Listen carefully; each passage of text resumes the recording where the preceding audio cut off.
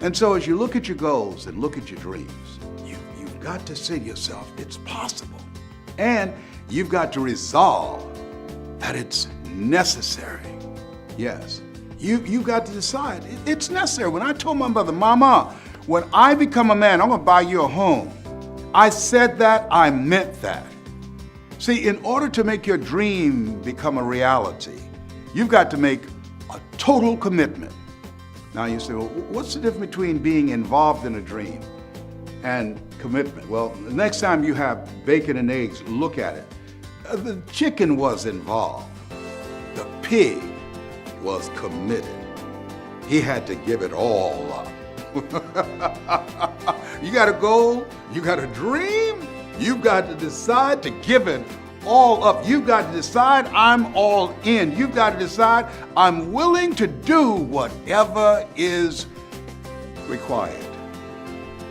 I want you to think about your goals. I want you to think about your dream and say to yourself, my dream is necessary. And understand that there's some things that you're going to need. Mental resiliency. I went to Poland and I went there deliberately. I wanted to go to Auschwitz as I was walking in the place where the Jews were marched in and told they were going to have showers and they were rigged with gas. And they killed over 1 million Jews there merely because they were Jews. 70% were executed, 30% had back-breaking labor to do.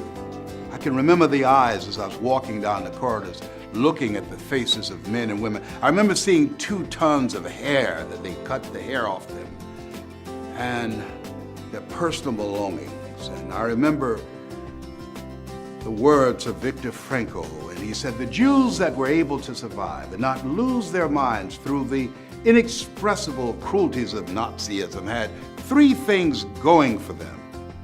And I think it's important when you have goals and dreams. Among the things that he talked about that's very important, he said they either had some loved one that they were determined to see.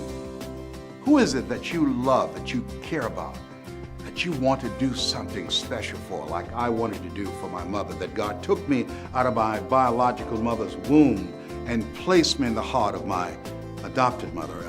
I feel like Abraham Lincoln, who said, all that I am and all that I ever hope to be, I owe to my mother. Who is it?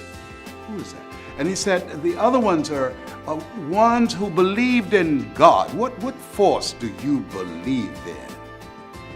And the third, ones who had some cause bigger than themselves. But at the end of the day, what he was talking about, he said, if you know the why for living, you got to have a reason for your goal, for your dream that's bigger than you, that it will give you mental stamina. You got to have a reason. Nietzsche said, if you know the why for living, you can endure almost anyhow.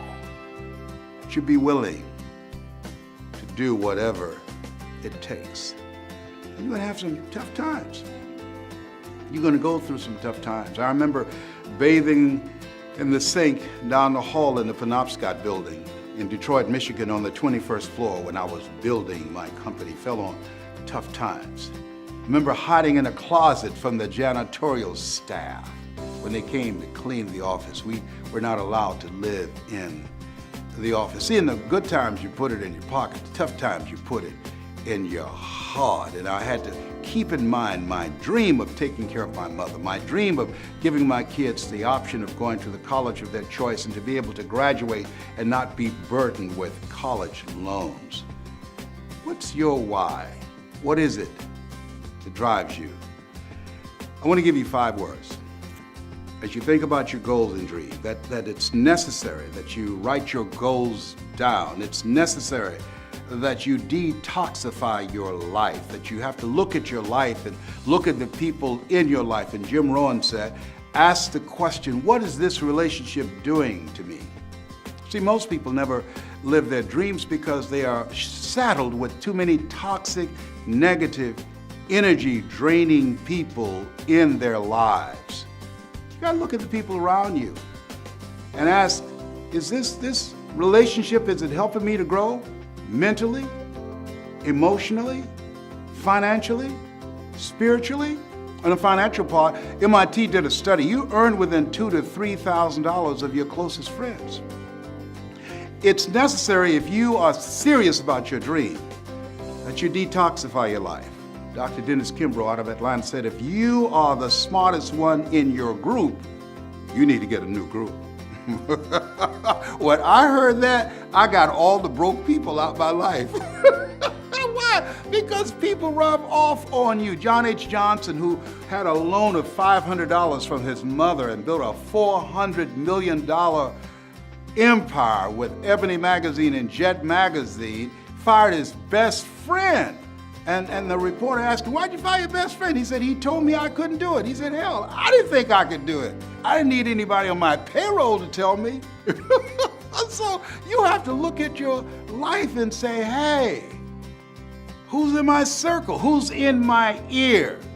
It's necessary as you're serious about your goals and dreams, and that's why you're watching me right now, because we're cut from the same cloth. We're branches of the same tree. You know in your heart of hearts you can do more. You know in your heart of hearts you can have more.